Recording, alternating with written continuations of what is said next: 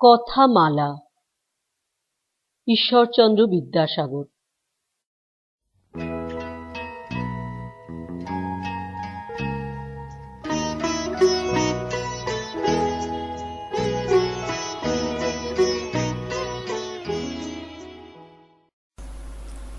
শিকারী কুকুর। এক ব্যক্তির একটি অতি উত্তম শিকারী কুকুর ছিল।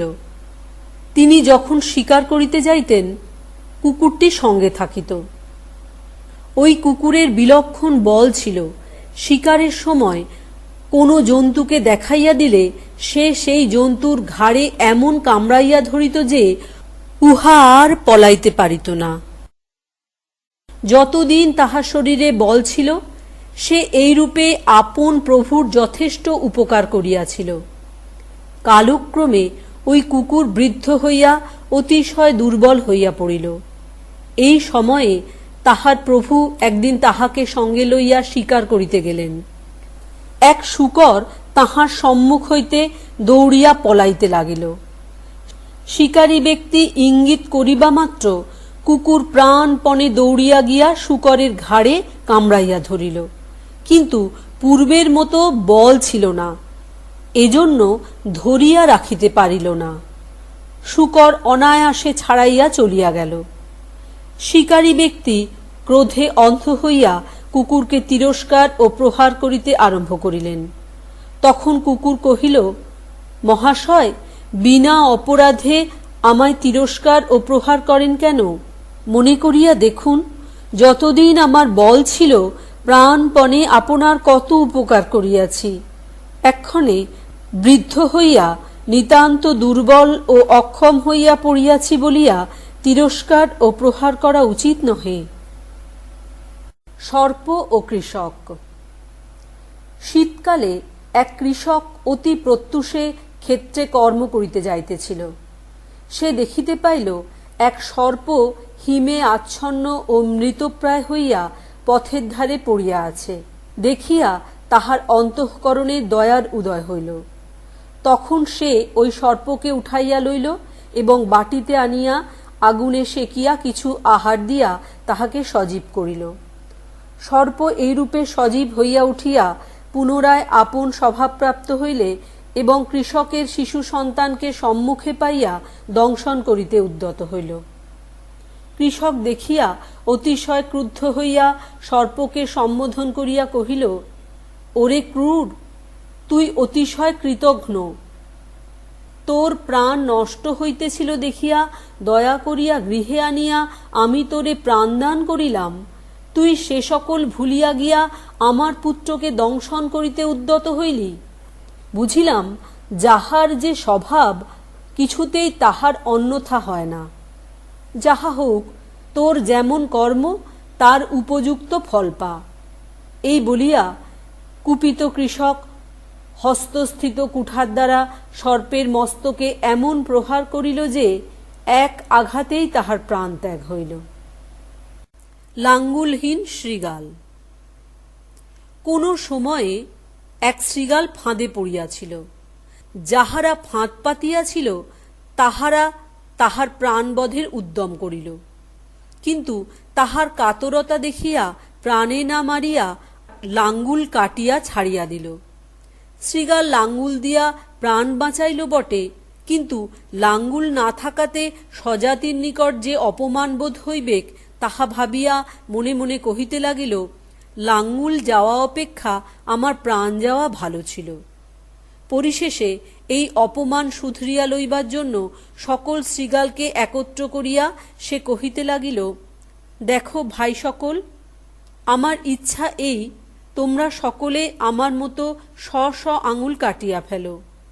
লাঙ্গুল না থাকাতে আমি যেরূপ স্বচ্ছন্দ শরীরে বেড়াইয়া বেড়াইতেছি তোমরা কেহই তাহা অনুভব করিতে পারিতেছ না। যদি পরীক্ষা করিয়া না দেখিতাম বোধ করি আমিও কখনো বিশ্বাস করিতাম না। বিবেচনা করিয়া দেখিলে লাঙ্গুল থাকিলে অতি কদর্য দেখায়, পদে পদে যার পর নাই অসুবিধা ঘটে। ফলকথা এই, লাঙ্গুল রাখায় অনর্থক ভার বহিয়া বেড়ানো মাত্র লাভ। আমার আশ্চর্য বোধ হইতেছে যে আমরা এতদিন লাঙ্গুল রাখিয়াছি কেন?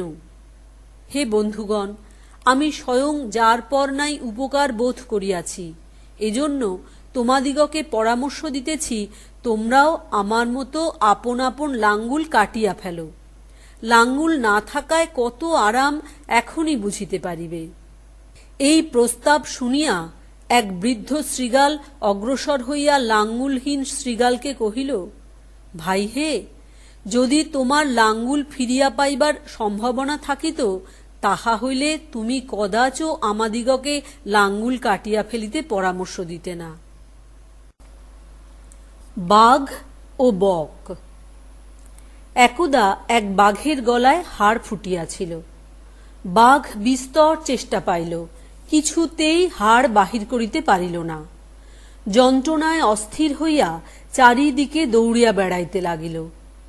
সে যে জন্তুকে সম্মুখে দেখে তাহাকেই বলে, ভাইরে, যদি তুমি আমার গলা হইতে হাড় বাহির করিয়া দাও, তাহা হইলে আমি তোমায় বিলক্ষণ পুরস্কার দিই এবং চিরকালের জন্যে তোমার কেনা হইয়া থাকি। কোনো জন্তুই ভয়ে সম্মত হইল না। অবশেষে এক বক পুরস্কারের লোভে সম্মত হইল এবং বাঘের মুখের ভিতর আপন লম্বা ঠোঁট প্রবেশ করাইয়া দিয়া অনেক যত্নে ওই হাড় বাহির করিয়া আনিল। বাঘ সুস্থ হইল। বক পুরস্কারের কথা উত্থাপিত করিবা মাত্র সে দাঁত কড়মড় ও চক্ষু রক্তবর্ণ করিয়া কহিল, ওরে নির্বোধ, তুই বাঘের মুখে ঠোঁট প্রবেশ করাইয়া দিয়াছিলি। তুই যে নির্বিঘ্নে ঠোঁট বাহির করিয়া লইয়াছিস, তাহাই ভাগ্য করিয়া না মানিয়া আবার পুরস্কার চাহিতেছিস। যদি বাঁচিবার সাধ থাকে আমার সম্মুখ হইতে যা, নতুবা এখনই তোর ঘাড় ভাঙিব। বক শুনিয়া হতবুদ্ধি হইয়া তৎক্ষণাৎ তথা হইতে প্রস্থান করিল। অসতের সহিত ব্যবহার করা ভালো নয়। দাঁড় কাক ও ময়ূরপুচ্ছ। এক স্থানে কতকগুলি ময়ূরপুচ্ছ পড়িয়াছিল। এক দাঁড় কাক দেখিয়া মনে মনে বিবেচনা করিল, যদি আমি এই ময়ূরপুচ্ছগুলি আপন পাখায় বসাইয়া দিই, তাহা হইলে আমিও ময়ূরের মতো সুশ্রী হইব। এই ভাবিয়া দাঁড় কাক ময়ূরপুচ্ছগুলি আপন পাখায় বসাইয়া দিল এবং দাঁড় কাকের নিকট গিয়া, তোরা অতি নীচ ও অতি বিশ্রী, আর আমি তোদের সঙ্গে থাকিব না, এই বলিয়া গালাগালি দিয়া ময়ূরের দলে মিলিতে গেল। ময়ূরগণ দেখিবা মাত্র তাহাকে দাঁড় কাক বলিয়া বুঝিতে পারিল। সকলে মিলিয়া তাহার পাখা হইতে একটি একটি করিয়া ময়ূরপুচ্ছগুলি তুলিয়া লইল এবং তাহাকে নিতান্ত অপদার্থ স্থির করিয়া এত ঠোকরাইতে আরম্ভ করিল যে দাঁড় কাক জ্বালায় অস্থির হইয়া পলায়ন করিল। অনন্তর সে পুনরায় আপন দলে মিলিতে গেল। তখন দাঁড় কাকেরা উপহাস করিয়া কহিল, ওরে নির্বোধ, তুই ময়ূরপুচ্ছ পাইয়া অহংকারে মত্ত হইয়া আমাদিগকে ঘৃণা করিয়া ও গালাগালি দিয়া ময়ূরের দলে মিলিতে গিয়াছিলি। এখন অপদস্থ হইয়া আবার আমাদের দলে মিলিতে আসিয়াছিস। তুই অতি নির্লজ্জ।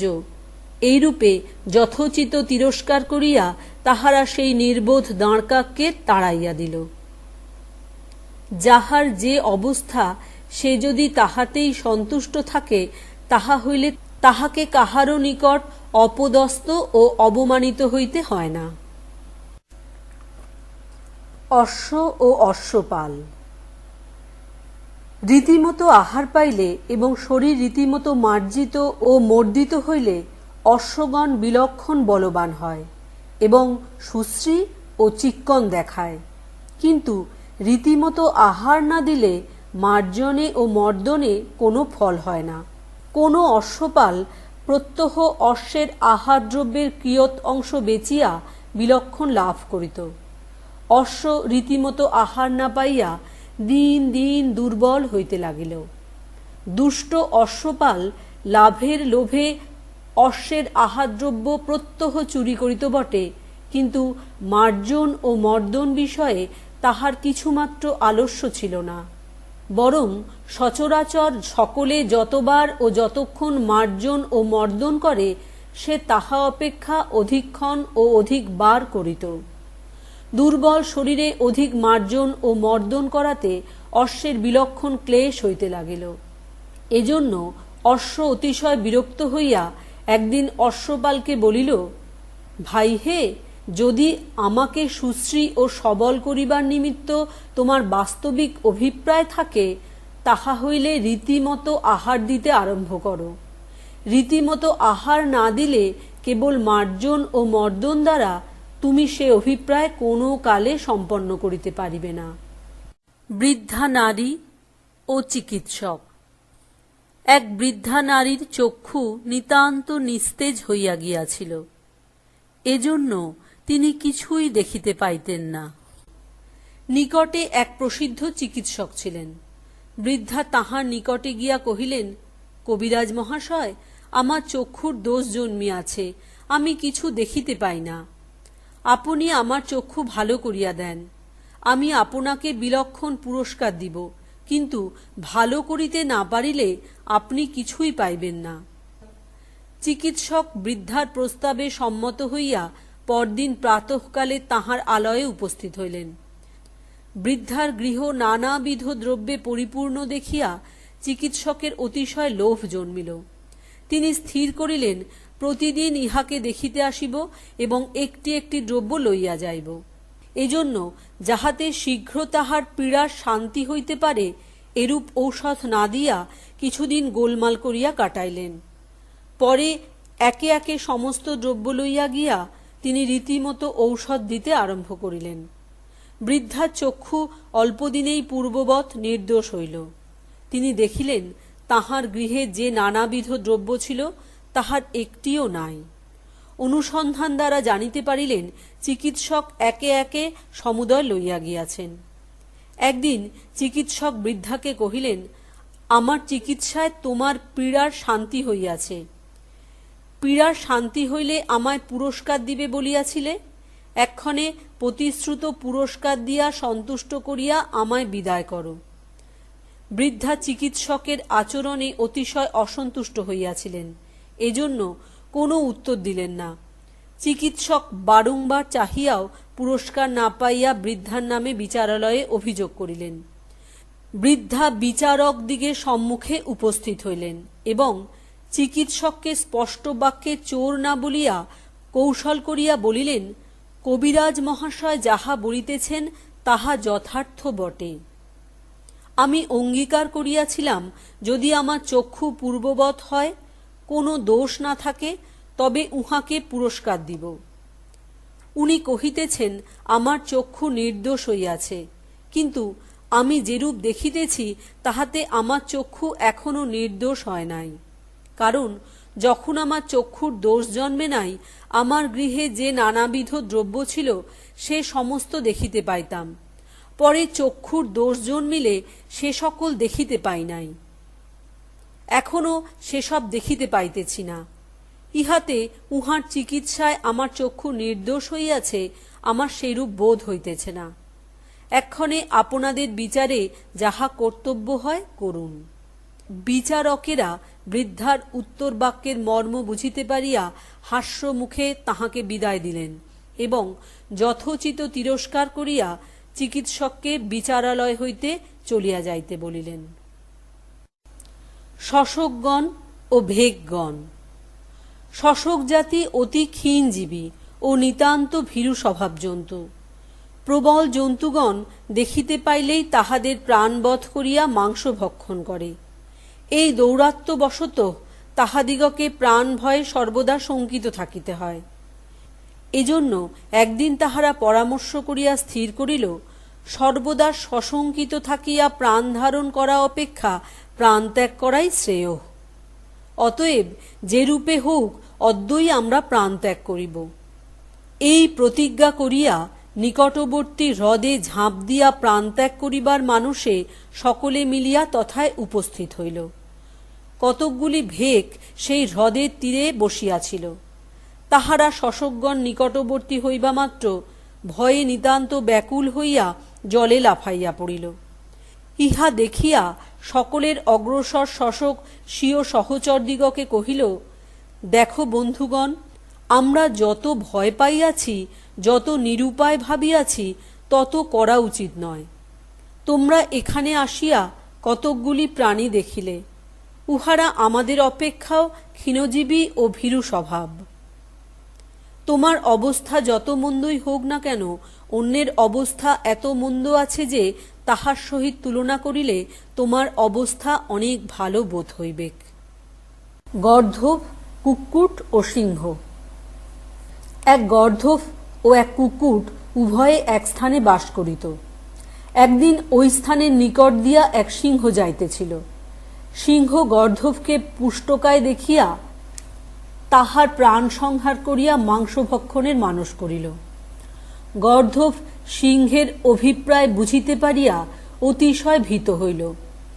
এরূপ প্রবাদ আছে, সিংহ কুক্কুটের শব্দ শুনিলে অতিশয় বিরক্ত হয় এবং তৎক্ষণাৎ সে স্থান হইতে চলিয়া যায়।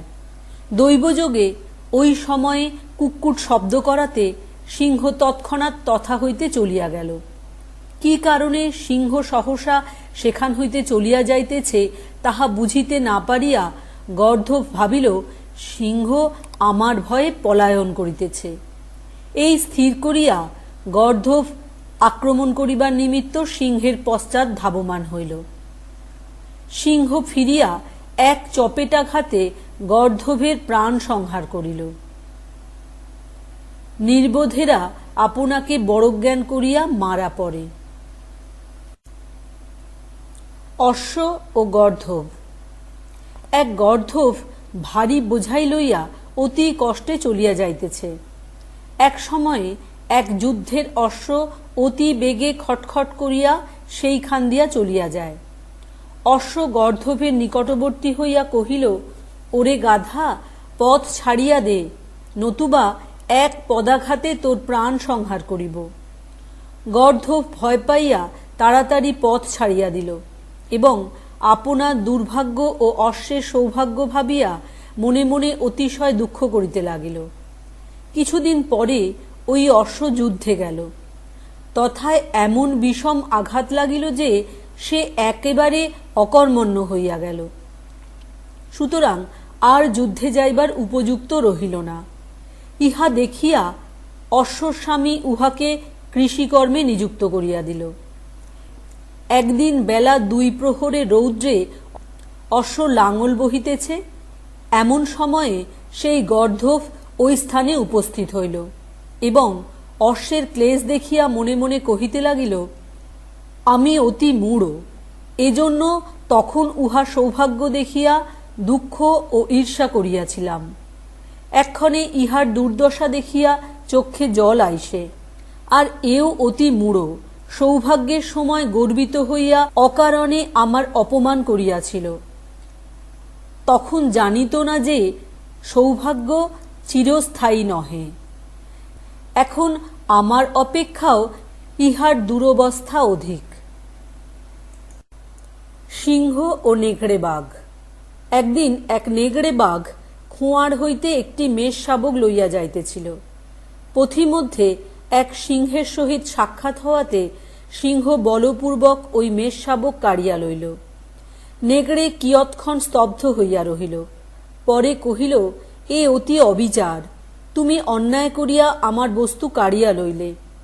সিংহ শুনিয়া ঈষৎ হাস্য করিয়া কহিল, তুমি যেরূপ কথা কহিতেছ তাহাতে আমার বোধ হইতেছে তুমি এই মেষশাবক অন্যায় করিয়া আনো নাই, মেষপালক তোমায় উপহার দিয়াছিল।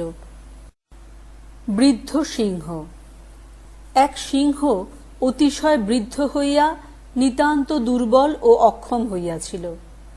সে একদিন ভূমিতে পড়িয়া ঘন ঘন নিঃশ্বাস টানিতেছে, এমন সময়ে এক বনবরাহ তথায় উপস্থিত হইল। সিংহের সহিত ওই বনবরাহের বিরোধ ছিল, কিন্তু সিংহ অতিশয় বলবান বলিয়া সে কিছুই করিতে পারিত না। এক্ষণে সিংহের এই অবস্থা দেখিয়া সে বারংবার দন্তাঘাত করিয়া চলিয়া গেল। সিংহের নড়িবার ক্ষমতা ছিল না, সুতরাং বনবরাহের দন্তাঘাত সহ্য করিয়া রহিল। কিয়ৎক্ষণ পরে এক বৃষ তথায় উপস্থিত হইল। সিংহের সহিত এই বৃষেরও বিরোধ ছিল। এক্ষণে সে সিংহকে মৃতবৎ পতিত দেখিয়া শৃঙ্গ দ্বারা প্রহার করিয়া চলিয়া গেল। সিংহ এ অপমানও সহ্য করিয়া রহিল। দেখা দেখি এক গর্দভ ভাবিল, সিংহের যখন বল ও বিক্রম ছিল তখন আমাদের সকলের উপরেই অত্যাচার করিয়াছে। এখন সময় পাইয়া সকলেই সেই অত্যাচারের পরিশোধ করিতেছে। বরাহ ও বৃষ সিংহের অপমান করিয়া চলিয়া গেল। সিংহ কিছুই করিতে পারিল না। আমিও সময় পাইয়াছি, ছাড়ি কেন? এই বলিয়া সিংহের নিকটে গিয়া সে তাহার মুখে পদাঘাত করিল। তখন সিংহ আক্ষেপ করিয়া কহিল, হায়, সময় গুণে আমার কি দুর্দশা ঘটিল! যে সকল পশু আমায় দেখিলে ভয়ে কাঁপিত, তাহারা অনায়াসে আমার অপমান করিতেছে। যাহা হোক, বরাহ ও বৃষ বলবান জন্তু, তাহারা যে অপমান করিয়াছিল তাহা আমার কথঞ্চিত সহ্য হইয়াছিল, কিন্তু সকল পশুর অধম গর্দভ যে আমায় পদাঘাত করিল, ইহা অপেক্ষা আমার শতবার মৃত্যু হওয়া ভালো ছিল। মেষপালক ও নেগড়ে বাঘ। এক মেষপালক একটি মেষ কাটিয়া পাক করিয়া আত্মীয়দিগের সহিত আহার ও আমোদ আহ্লাদ করিতেছে, এমন সময়ে এক নেগড়ে বাঘ নিকট দিয়া চলিয়া যাইতেছিল। সে মেষপালককে মেষের মাংস ভক্ষণে আমোদ করিতে দেখিয়া কহিল, ভাই হে, যদি আমায় ওই মেষের মাংস খাইতে দেখিতে, তাহা হইলে তুমি কতই হাঙ্গাম করিতে। মানুষের স্বভাব এই, অন্যকে যে কর্ম করিতে দেখিলে গালাগালি দিয়া থাকে, আপনারা সেই কর্ম করিয়া দোষ বোধ করে না। পিপিলিকা ও পারাবত। এক পিপিলিকা তৃষ্ণায় কাতর হইয়া নদীতে জলপান করিতে গিয়াছিল। সে হঠাৎ জলে পড়িয়া গিয়া ভাসিয়া যাইতে লাগিল। এক পারাবত বৃক্ষের শাখায় বসিয়াছিল। সে পিপিলিকার এই বিপদ দেখিয়া গাছের একটি পাতা ভাঙিয়া জলে ফেলিয়া দিল। ওই পাতা পিপিলিকার সম্মুখে পড়াতে সে তাহার উপর উঠিয়া বসিল এবং পাতা কিনারায় লাগিবা মাত্র তীরে উঠিল। এই রূপে পারাবতের সাহায্যে প্রাণদান পাইয়া পিপিলিকা মনে মনে তাহাকে ধন্যবাদ দিতেছে। এমন সময়ে হঠাৎ দেখিতে পাইল এক ব্যাধ জাল চাপা দিয়া পায়রাকে ধরিবার উপক্রম করিতেছে, কিন্তু পায়রা কিছুই জানিতে পারে নাই, সুতরাং সে নিশ্চিন্ত বসিয়া আছে। পিঁপড়া প্রাণদাতার এই বিপদ উপস্থিত দেখিয়া সত্বর গিয়া ব্যাধের পায়ে এমন কামড়াইল যে সে জ্বালায় অস্থির হইয়া জাল ফেলিয়া দিল এবং মাটিতে বসিয়া পড়িয়া পায়ে হাত বুলাইতে লাগিল। এই অবকাশে পায়রাও আপনার বিপদ বুঝিতে পারিয়া তথা হইতে উড়িয়া গেল। সিংহ ও কৃষক। একদা এক সিংহ কোনো কৃষকের গোয়াল বাড়িতে প্রবেশ করিয়াছিল। কৃষক ওই সিংহকে ধরিবার নিমিত্ত গোয়াল বাড়ির দরজা বন্ধ করিয়া দিয়া উহাকে ব্যতিব্যস্ত করিতে আরম্ভ করিল। সিংহ প্রথমত পলাইবার চেষ্টা পাইল, কিন্তু দ্বার রুদ্ধ দেখিয়া বুঝিতে পারিল আর সহজে পলাইবার উপায় নাই। তখন সে ভয়ঙ্কর গর্জন করিয়া গোয়ালের গরুর প্রাণ সংহার করিতে আরম্ভ করিল। কৃষক সিংহকে ধরা অসাধ্য ভাবিয়া এবং গোয়ালের গরু নষ্ট হইতেছে দেখিয়া তাড়াতাড়ি দরজা খুলিয়া দিল এবং সিংহ তৎক্ষণাৎ তথা হইতে চলিয়া গেল। সিংহের গর্জন ও গোলযোগ শুনিয়া কৃষকের স্ত্রী সেই স্থানে উপস্থিত হইল। সে স্বামীকে নিতান্ত ব্যাকুল দেখিয়া কারণ জিজ্ঞাসিল এবং সবিশেষ সমস্ত অবগত হইয়া ভর্ৎসনা করিয়া বলিল, তোমার যেমন বুদ্ধি তাহার উপযুক্ত ফল পাইয়াছ। আমি তোমার মতো পাগল কখনো দেখি নাই। যে জন্তুকে দূরে দেখিলে লোকে ভয় পলায়ন করে, তুমি সেই দুরন্ত জন্তুকে ধরিবার বাসনা করিয়াছিলে।